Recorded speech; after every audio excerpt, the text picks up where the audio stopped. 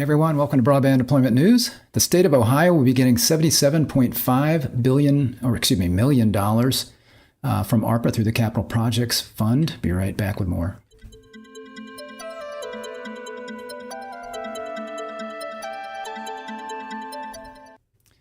Billions, millions, whatever. It's all a lot of money. Hey there, this is Rick Uzzi with Broadband Deployment News. Yeah, obviously a big difference there, but $77.5 million, that's a good amount of money that they're going to be getting.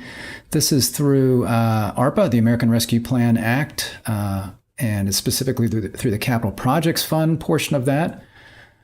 So there are two funds actually that states have been using for broadband from the ARPA funds, and that would be the Capital Projects Fund and then the local fiscal recovery fund. So this is through Capital Projects Funds. You see here, Treasury Department announces approval of federal funds to connect tens of thousands of Ohio homes and businesses to affordable high-speed internet as part of President Biden's Investing in America agenda.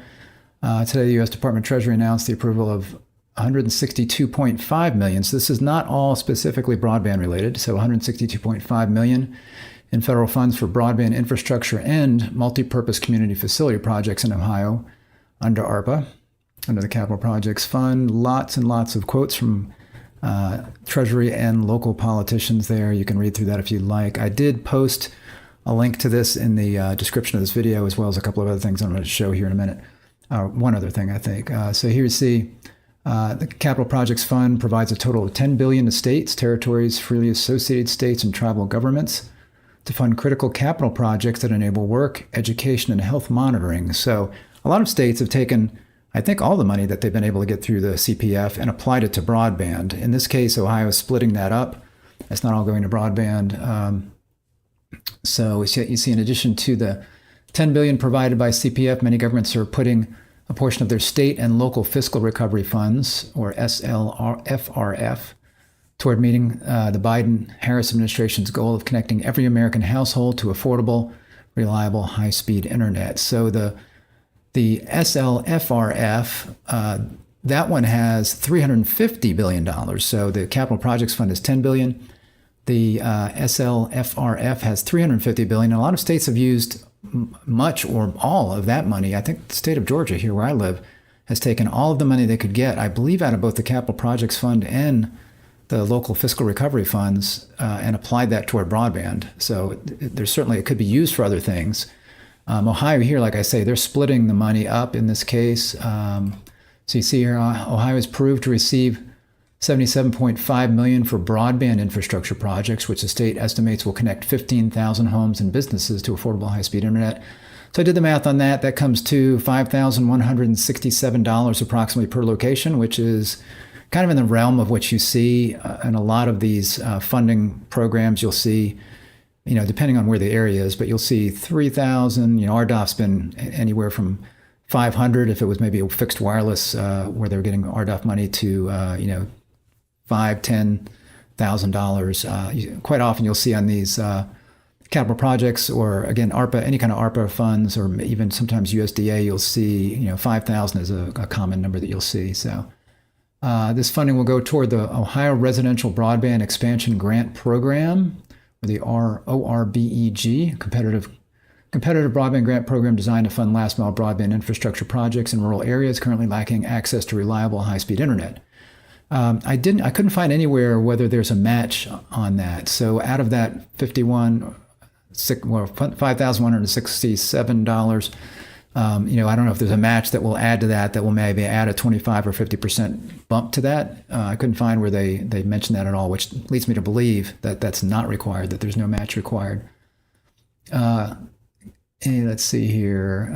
Also, Ohio will invest an additional $85 million of CPF funding in Ohio's Appalachian Community Innovation Campuses program, a competitive grant program that provides funding to eligible counties within the region to construct multi-purpose facilities designed to increase access to education, community health services, and workforce development opportunities. So some of that can have a benefit for broadband in certain areas where if it's not affordable or it's not available, let's say before broadband becomes available to everybody, good broadband, they might have to go somewhere like to a public facility to use the internet, and this is a way to provide that. Or like I say, it could be available to them, but maybe it's not affordable. They can go somewhere and access the internet. So there is that component of broadband, but primarily these are community centers that are going to have lots of other things that they're doing. So only a small portion of this would be broadband related.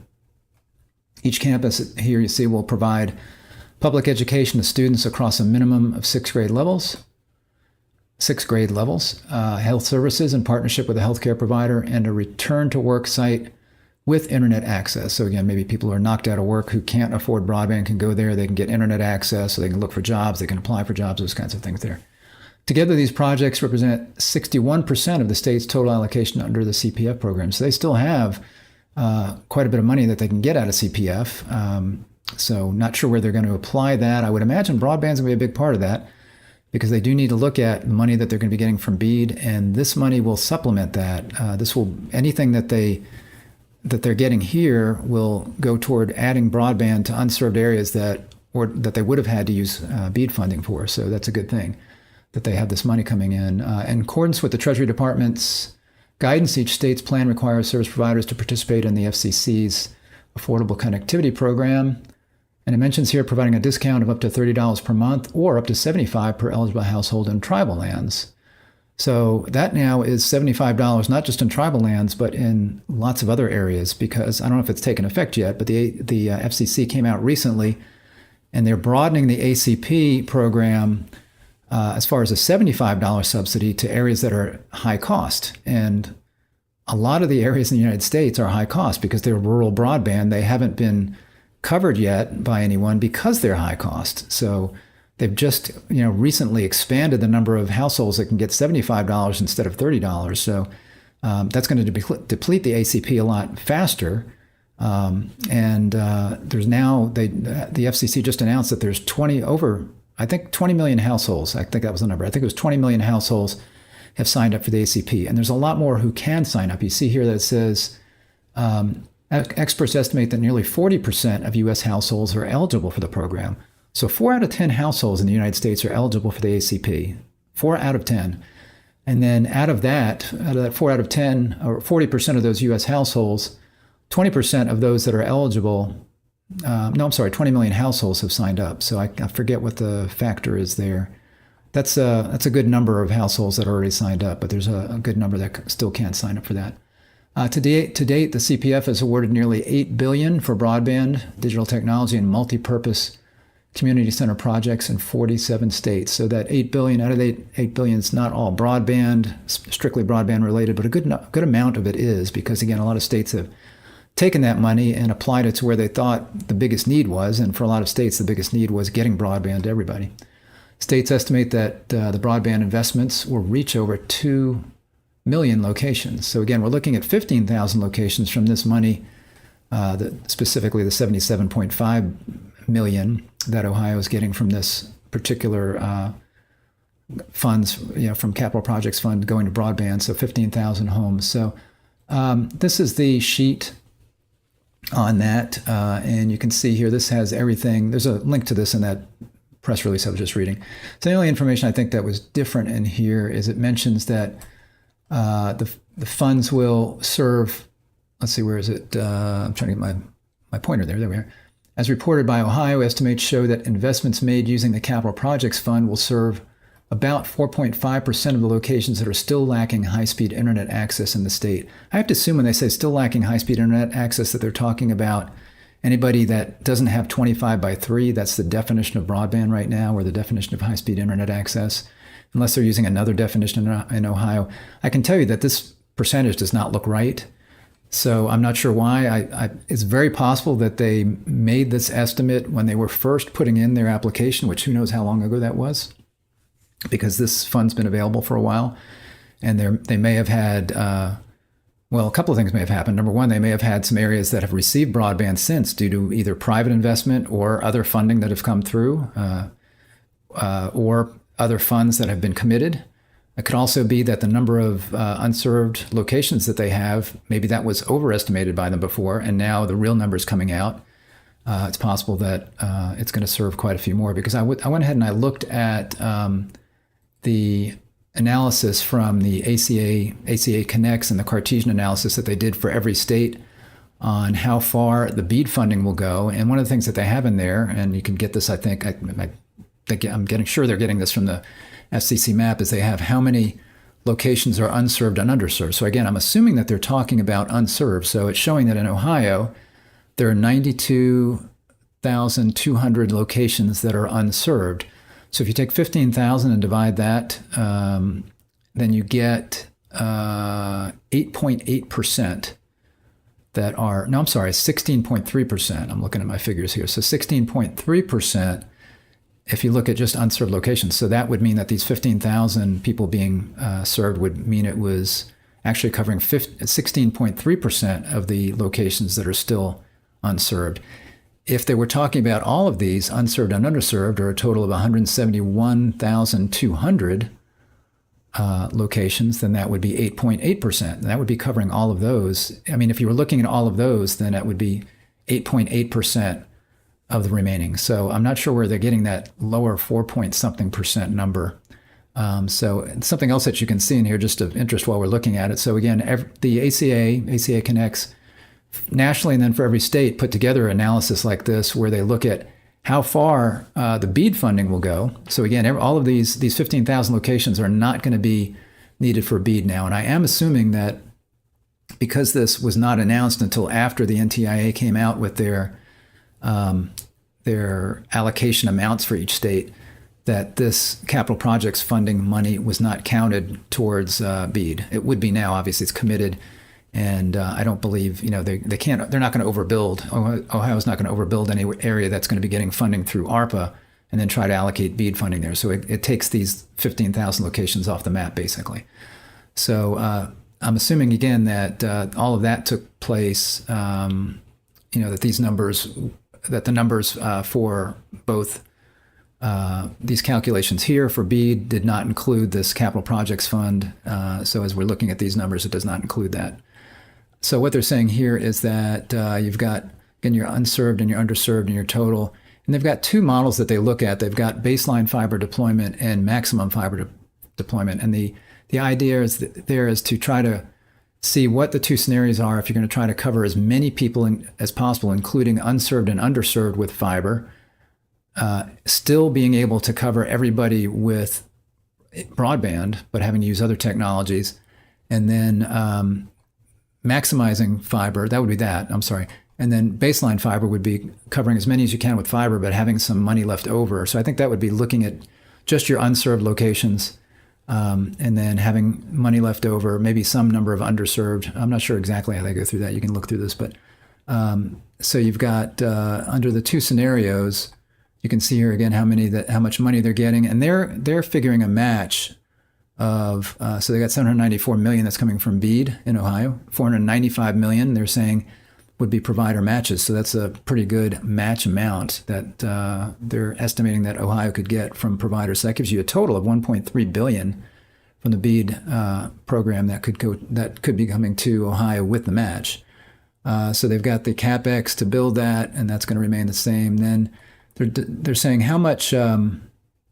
Well, actually, it's not the same. So you got $1.2 billion if you're going to look at baseline fiber, or $1.3 billion if you're going to look at maximizing fiber. So it's not that different in Ohio. In some states, it's very, very different. It depends on the lay of the land. And in Ohio, it's not that different. So you got 1.2 or 1.3 billion. And you can see here it's just 57 million more if you're going to maximize fiber. And what they're saying there is the locations you could cover with fiber would be 74% if you went with the baseline, or 79% if you maximize. But the difference is that you've got 57 million left over for affordability kinds of things if you do baseline fiber, and you've got nothing left over if you do the full maximized fiber. So, and it's not actually that much of a difference. So you see they're having to use fixed wireless to make up the difference here. They're just having to use a little bit less fixed wireless if they're going to do the maximize on these two different things. So you got $44,000 fixed wireless versus $37,000, and you got $127,000. That's $1,000 for baseline fiber, or $133,800 if you're going to maximize fiber. So again, for Ohio, it's not that much difference. For other states, it is. When I looked at Georgia, we can do completely all fiber, I believe, on the baseline fiber model. And I think the difference is that in Georgia, you actually we can do it on both models. If you look at the ACA analysis, they can do 100% fiber doing both models. They don't have to do any fixed wireless here in Georgia. But the difference is they have more money left over. There's still a lot of money left over even on the full fiber, maximum fiber deployment in Georgia. If you do that, there's just less money left over for affordability kinds of things, digital equity, those other kinds of goals that are in the program. But actually broadband deployment, they can do 100% fiber in either of the scenarios. So it's going to vary by state, depending on how much money they have, depending on how hard it is to serve the areas, those kinds of things. And sometimes the areas that are harder to serve are getting more money, so they have maybe a little more leeway in some places to do that. So I link to this as well. So this is the framework page where you can look at the overall national analysis that they have, and then you can click on every state. So again, Ohio's in here as well as every other state that you can click on and download that analysis, which is what I'm looking at right here. And it's a multi-page thing. It's not too many pages, but it looks at different scenarios, estimates the funding, looks at kind of the high cost. And this is the same for every state. I realized the other day they're just kind of showing you this is the same on every state, and they're kind of what they're saying the provider matches should be. So they're looking at, in most cases, a 75% match in some areas and a 25% match in other areas, depending on the locations, how difficult they are to serve, because there might be no match or less of a match on those areas that are harder to serve. But the 25% is that's the minimum. That's what you're supposed to get. That's what the state is supposed to get from any broadband service providers. But they can waive that in underserved areas, so maybe some of that kind of evens out. So anyway, so Ohio's getting that money. That's going to go again a long way toward helping them bring broadband. 15,000 locations getting taken off of the board there, so they don't have to use BEAD funding for that. And it's not all of the money. So they've got another, what did it say? It was 70 or so percent of the money that they had used. No, I think it was more than that. So, 61% of the funds. So they've still got another 29% that they can get from the Capital Projects Fund for broadband. So, and my guess would be that they're probably, now that they've got these community funds in there, I would bet that they look at the next round being all broadband. That would just be a guess of mine, because that, again, will get them just that much further towards deploying broadband everywhere in Ohio. Thanks for joining me. Appreciate it. If you like this, give it a like. Thanks. I'd appreciate it. And if you're not subscribed, go ahead and subscribe. I'd appreciate that as well. Just make sure you click the little bell and you'll be notified when I'm live. Thanks a lot, and I will see you next time. Bye-bye.